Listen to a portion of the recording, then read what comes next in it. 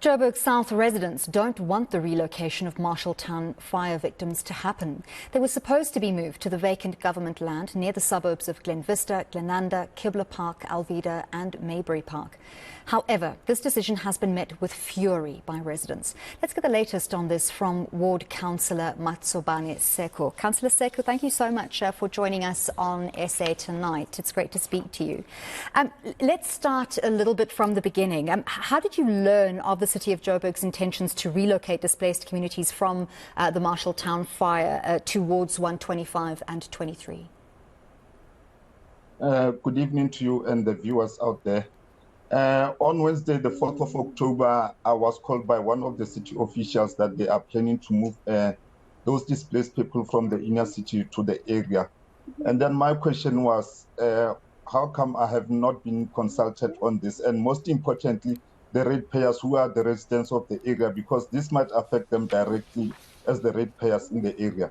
So after that, an urgent meeting was called by the community where they have decided that they are going to resist this.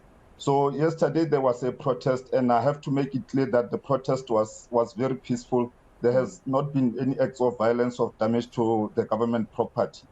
And another thing is that the residents do acknowledge that these people are vulnerable and they need government assistance, but they just feel that they have been disrespected by City of Johannesburg by not consulting with them.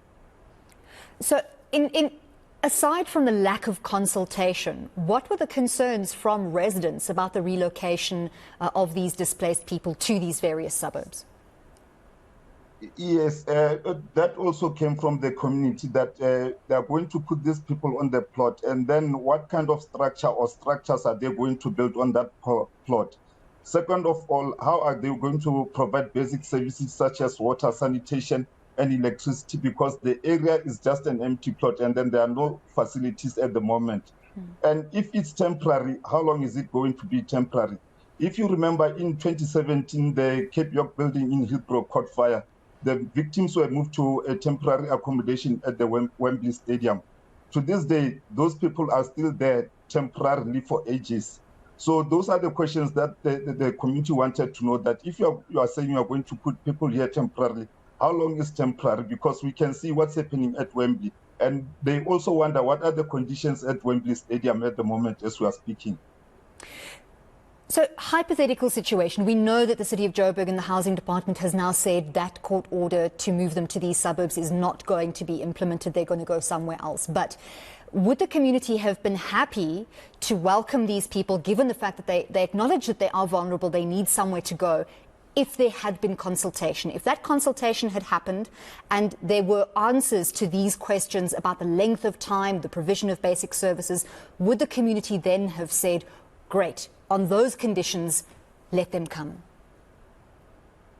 Look, you can answer the question theoretically, but the fact of the matter is that the residents do not have confidence in the government at the moment. You know, you hear of one thing, but the next thing something else happens, and then they don't have confidence that whatever they are going to say will be implemented, or also to make sure that the control measures are in place, and then if the situation is controlled. So also confidence on the government is the question that the residents were asking. So in this community meeting, the urgent meeting called on the 4th of October, you released a press statement afterwards saying that there were political parties wanting to use that meeting to grandstand and to hijack the opportunity for their own causes.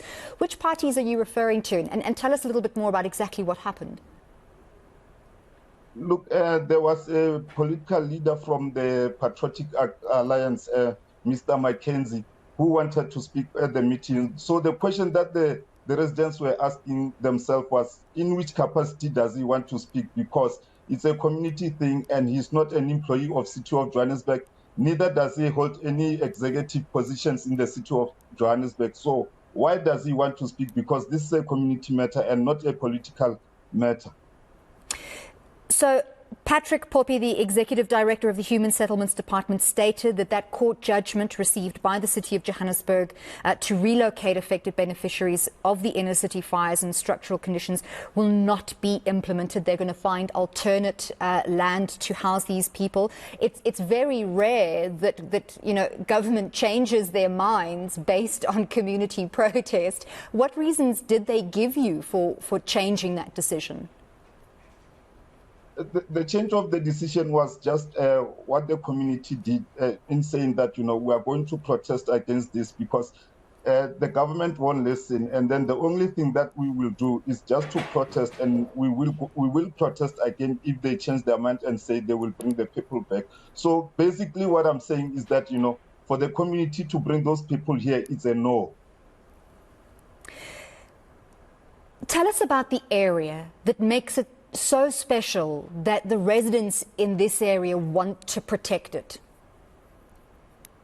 We have hectares and hectares of open land in the area. I still remember sometime last year, I took one of the officials from Johannesburg Property Company on a tour and showed them the land. And what I did was ask them that, this land is a problem at the moment because you have illegal dumpers using it.